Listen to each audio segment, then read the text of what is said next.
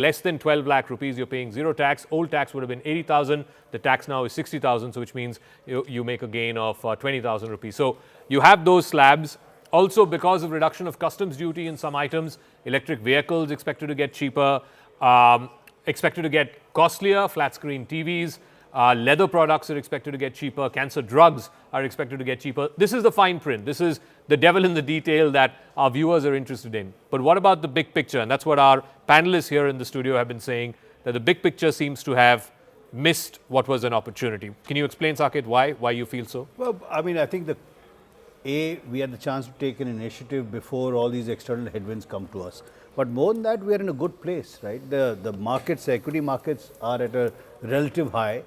Our GST receipts have been quite robust.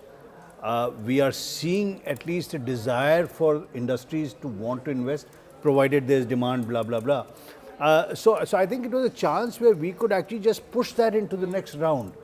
So I mean, that's the only thing that I'm really missing, that we have waited, maybe we waited like we did post-COVID, that we want to remain conservative and therefore we will not take any risk.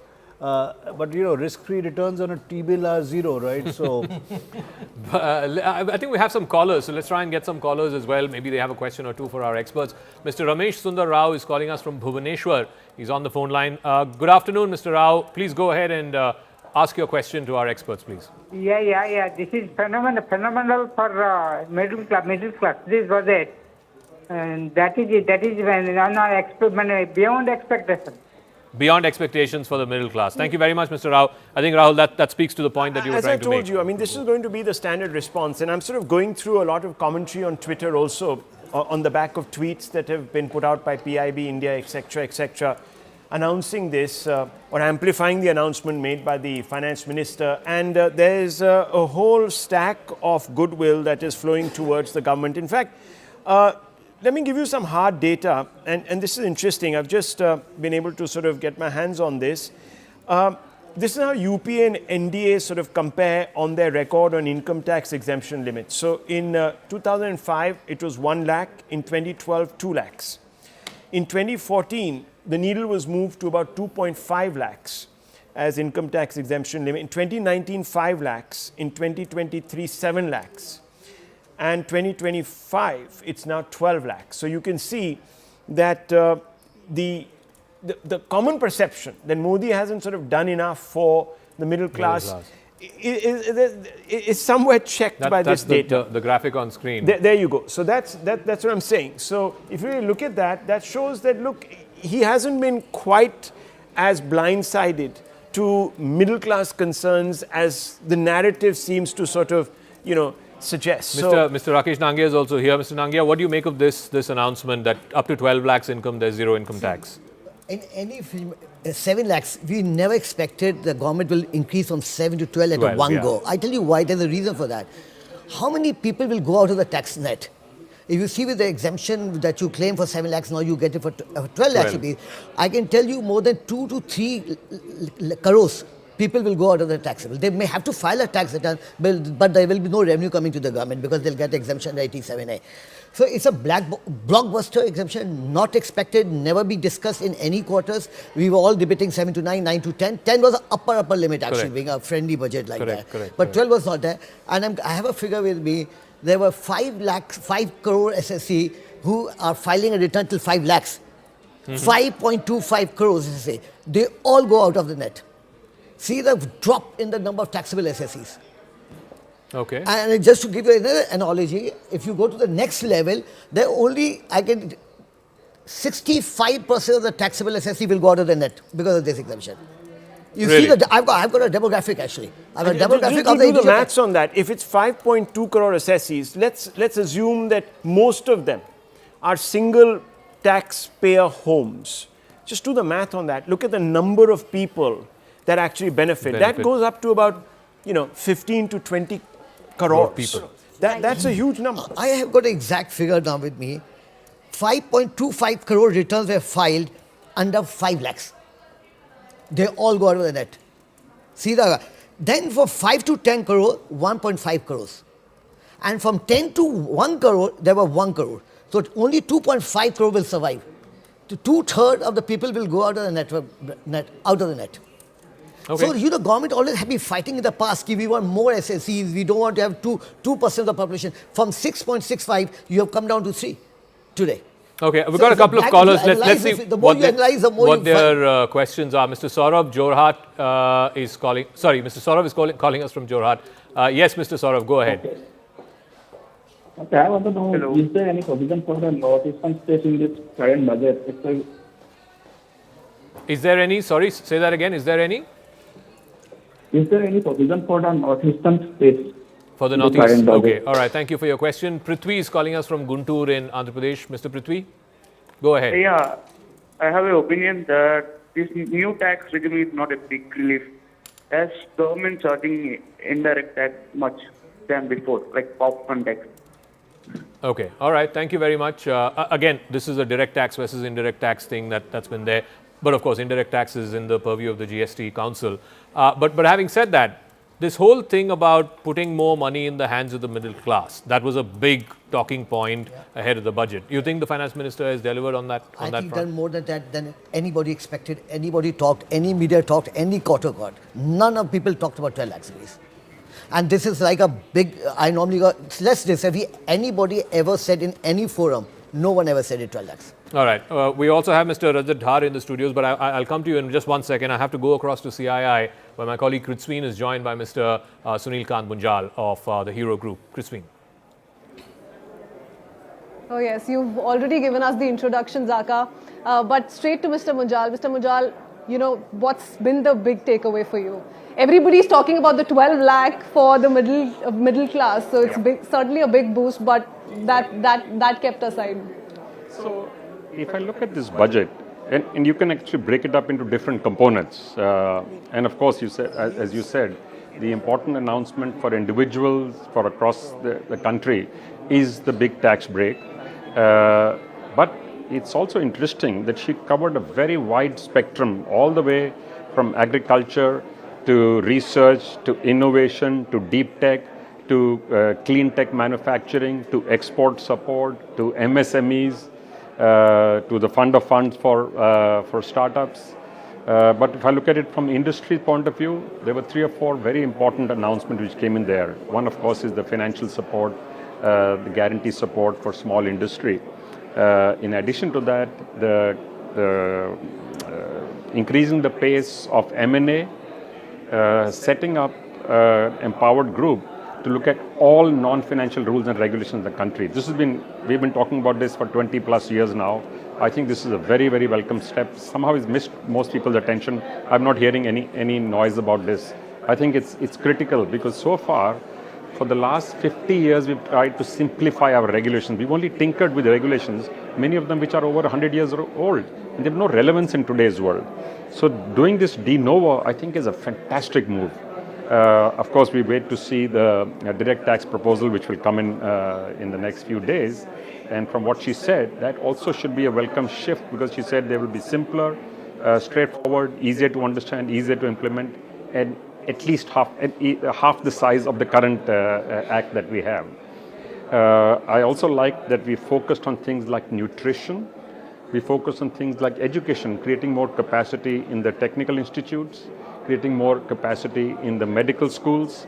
So overall, a fund for a deep tech fund, I think overall as a nation, to help us equip ourselves better in a world which is very nervous, we don't know where it will go. Countries are pulling apart with the new US administration making announcements of likely tariffs and likely new trade deals. We don't quite know where that is. So all the more reason that our focus on building our own capabilities should get top priority. And I think that's what she's done. The only thing which I found missing compared to the normal budgets was she did not announce a single number for the overall infra spend that the government will do. Of course, it's scattered in many different departments. So one will have to look at the details of the budget. And I haven't yet read the fine print. But overall, I would say a very comprehensive budget, and the lowering of tax should do one more thing which industry has been asking for a while now, is allow and encourage consumption in some manner. So with more liquidity in people's hands, you can do either more saving or more investment or more spend. And each of them actually does good. So as consumption goes up with the higher availability of liquidity, the need to build more capacity, therefore the private capex cycle should kick in, and therefore more job creation. Very interesting you spoke of infrastructure because Mr. Chatterjee here just a short while ago went through the fine print and said that for a change there's no spending on that front. So that's something that everybody is going to read into very carefully. But the overall sentiment, Zaka, here at CII has been it's a positive, feel-good budget and has not left anyone disappointed. Back to you. All right, thanks very much, Kritzmeen. I want to go across straight to Mr. Ajay Singh, Chairman and Managing Director of SpiceJet. Mr. Singh, top of the budget document for as far as aviation is concerned. So 2-3 things. Revision of the Udan scheme, which was highly beneficial over the last 10 years. There's talk about expanding the Patna airport. There's a new greenfield airport that's being proposed in, I think, Betia, if I'm not wrong. What are your first thoughts, particularly when it comes to the aviation field that the Budget 2025 has? I think, the Udan scheme has been one of the most successful schemes of the NDA government over the last few years. The country has managed to add more than 80 new destinations that were before this, that were unconnected. And I think it was good to hear the finance minister mention the scheme in her budget speech, and the fact that the proposal is to add another 120 destinations through Udan, get in another 4 crore air passengers through Udan. I think incredible positive. Those are all big positives. In addition to that, she spoke about medical tourism. She spoke about religious tourism.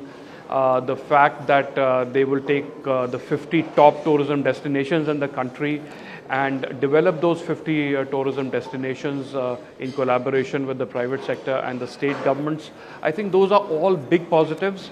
I think it's important that the government of India is recognizing the contribution of air connectivity, of tourism, and I think all those are big positives for the tourism and the aviation sector. Well, Mr. Singh, just looking beyond the tourism and the aviation industry for just a few moments, this is Rahul Shivshankar. Good afternoon. The tax exemptions that have been now handed out by this government, which will benefit quite a few people, somebody has thrown up a number to say around 5 crore people. Will that also help boosting consumption, in your opinion? For sure. I think it's a big move. To move from 7 lakhs to 12 lakhs is a big move, and the sheer numbers of people impacted with this, clearly the idea is to put more money in the pockets of people and to boost consumer spending, and that should benefit all sectors, including the aviation and tourism sectors. So big positive. But one thing that was really interesting to me was her announcement that the income tax bill will be introduced next year, and the way this whole thing is going. Firstly, the fact that this bill was only announced in July of last year, and for them to be able to introduce it so soon is an incredible achievement. And I fully expect that this bill will be far smaller. And she said that it will be half the size of the previous bill. But not only will it be half the size of the previous bill, I expect that the bill will also be much simpler.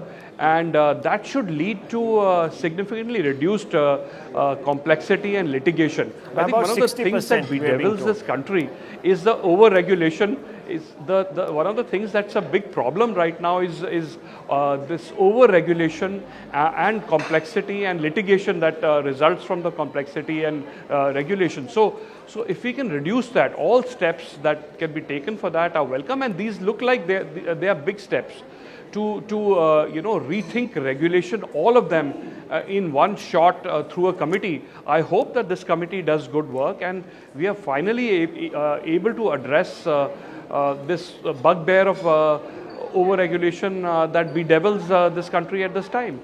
But there seems to be optimism that all this can happen. All right, Mr. Singh, we'll leave it at that. Thank you very much for joining us with your thoughts and perspective on Ms. Nirmala Sitharaman's budget, the 8th consecutive budget that she's presented. Rajat is here in our studios. Rajat, you've been shaking your head. I think the markets are down. Why are we having, some optimism? You heard optimism from CII, optimism from Mr. Singh, but you and the markets don't seem to agree.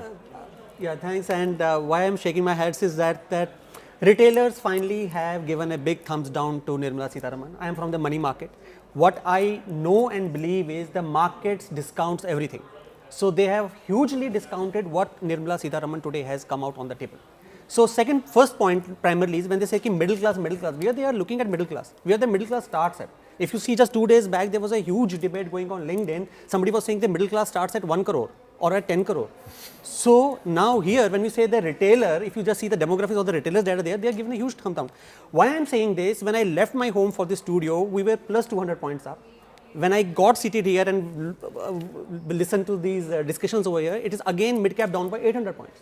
Now, when we say that Viksit Bharat, you cannot have a Viksit Bharat by just doling out exemptions which are not even meeting the inflationary rate of increase in expenses, cost, inflation over the years, when around 30%, 35% of the middle class exposure goes to payment of the EMIs. And you are not negating that. Real estate itself has increased, residential properties have increased by around 21% CAGR over the last 3 years. So the property which was a 1 crore is now 2 crore, and they are paying nearly double the EMIs, and that EMIs have not been addressed as a part of the exemption here. Okay, that's one particular way of looking at it. Let's go straight across to Amitabh Kant. Thank you for joining us in our studios, Mr. Kant, this afternoon. This is Rahul Shivshankar, with me, Zaka Jacob. Very quickly, coming across to you, there are two aspects to this budget. The first, of course, is the immediate impact which is being felt by the middle class. I'd like you to sort of comment on that. Is that enough? Does it go far enough? Will it do what many people are hoping it will do, which is to boost consumption? That's one. And the other aspect is, have we got lost in the headline, and therefore we are not concentrating on the larger picture? Is this a budget therefore for growth that will take us beyond 8%? So Rahul, first and foremost, this budget, the attempt has been to provide a fillip to demand, push consumption in a big way, and give away about 1 lakh of crores of direct taxes, so that there's greater purchasing power in the hands of the middle class. That, to my mind, was important at this particular point of your economy. But if you look at the overall budget, it's been done in a responsible manner, because the budget also aims at a macroeconomic stability, the fiscal consolidation, because the RE fiscal deficit was about 4.8%, and it aims at about 4.4% for the coming year, which I think is being very, very fiscally responsible. Because you also have the challenge of inflation, and therefore you need to do it in a disciplined manner. But the budget also has a very, very strong focus on labor-intensive sectors. This is the first time I've seen so much of emphasis on tourism, on textile, on footwear, on leather. So these are all labor-intensive sector. The other is that the job creation in a big way happens through the startup movement, and to replenish the 10,000 crores for the startup fund of fund will have a multiplier impact, because for every rupee that will be put in by the fund of funds, you will have 4 more rupees being put on by the venture capitalists. So the multiplier impact will be enormous for the startup. And then putting another 20,000 crore for innovation and saying that there will be a separate fund for deep tech, which requires a lot of patient capital. These are very good moves for young entrepreneurship, startups, etc. The other thing that's very important to say is that the credit guarantees for both MSMEs and startups has been pushed by the government of India. That is what you can do through the fiscal mechanism. And now, the last bit I would say is that the government's focus on regulatory reforms in a big way, because I've been a long-term believer in doing away with a lot of regulatory cholesterol. So this focus on saying that we'll scrap rules, regulation, procedures, 1 year time we'll do this, that to my mind is a very good move. And lastly, I would say making the focus, emphasis on clean tech and nuclear energy are very good moves, because we import enormous amount of solar energy, solar equipments, we do that in electric vehicle, we do that for battery storage. To say that we are going to push for Make in India in all these areas will give you a lot of push towards Make in India. And opening up the insurance to 100% is also is a very progressive move to my mind, because the insurance penetration in India is still very, very low. So that should help you to take insurance to rural areas as well. Okay, Gautam Chikkarmane with a question, but a quick follow-up. Are you disappointed that nothing was announced in this budget to tackle deregulation? Again, you sort of mentioned that there's a 1-year horizon, etc. Could it have been done now? And Gautam Chikkarmane has a question for you too. Namaste, sir.